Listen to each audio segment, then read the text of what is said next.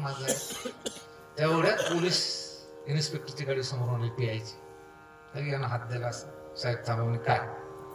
काही नाही म्हणे, माझं पॉकेट पडलं म्हणे, ते मोबाईल काढता काढता, आणि तो खिसे कापले तुमच्या पोलीस स्टेशनमध्ये त्याचे फोटो आहे म्हणे, आणि तो काही मला देणार नाही म्हणे. साहेब मला फार काम आहे अर्जंट, मला काही थांबता येणार नाही. मी साहेब आज देतो मी घेतो, मी काही राग मला बरं साहेब आज देतो मी घेतो म्हणे. साहेब म्हणे काय हरकत नाही, गोळी म्हणे गाडी. आता हे खिसे कापलं, ह्या लोकांची नजरच असते ती. याला पक्क माहित होतं गाड्या, याला महसूस झालं की आपल्या इथं पॉकेट पडून मी घेतला, म्हणून यानं साहेबाची गाडी अडवली.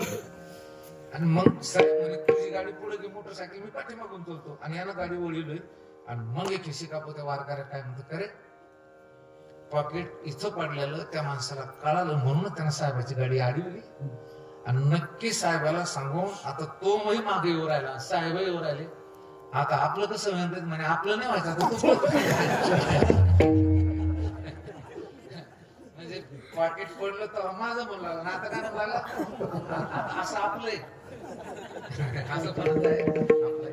महाराज म्हटले, बळीयाचे अंकित आम्ही झालो बळीवंत. तुकोबाराच्या अंगात कोणतं बळ होतं? कोणतं बळ होतं सर? सध्या सगळ्यात मोठं बळ धनाचं बळ. कोणतं बळ आहे धनाचं? काही सांगायचं स्थळ नाही. खून करणारे माणसं 3 महिन्यात जमानत घेऊन येतात. कशामुळे येतात जमानत घेऊन? खून करणारे माणसं 3 महिन्यात कुठे जमानत भेटत असते, पुरावे असो. पण याचं कारण हे धनाचं बळ सगळ्यात श्रेष्ठ आहे. पण धनाच्या बळापेक्षा शारीरिक बळ मोठं असतं. 1 लाख तुमच्या डिक्कीमध्ये आणि तुम्हाला गाठीला पलीकडे पांगरी फाट्यावर, आणि दिली 2 भोगडीतून घेतले काढून, काय तुमच्या अंगात जर ताकद असेल तुम्ही त्याला दिलं नसतं. म्हणून धनाच्या बळापेक्षा शारीरिक बळ आहे. शारीरिक बळापेक्षा पाठबळ पाहिजे माणसाला. आता काय की कराटे प्लेअर आहे चांगली भारी, एकटच ते भले बारीक बारीक म्हणता आपण एकदाच त्याच्या अंगावर भिडते. असे म्हणत पहा, हिशिक जण आहे पण बारीक आहे, पण हिशे ते.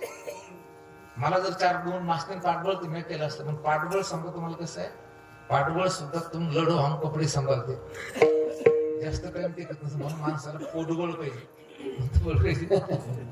मस्त पहिले पाहणं तुम्ही म्हातारे 5-5 पोरं 7-7 पोरी, हा मोठा परिवार आहे.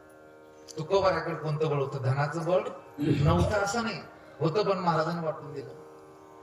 शारीरिक बळ नाही, पाठबळ नाही. कोपला पाटील गावीचे हे लोक, आता माझं भीक कोण झाली.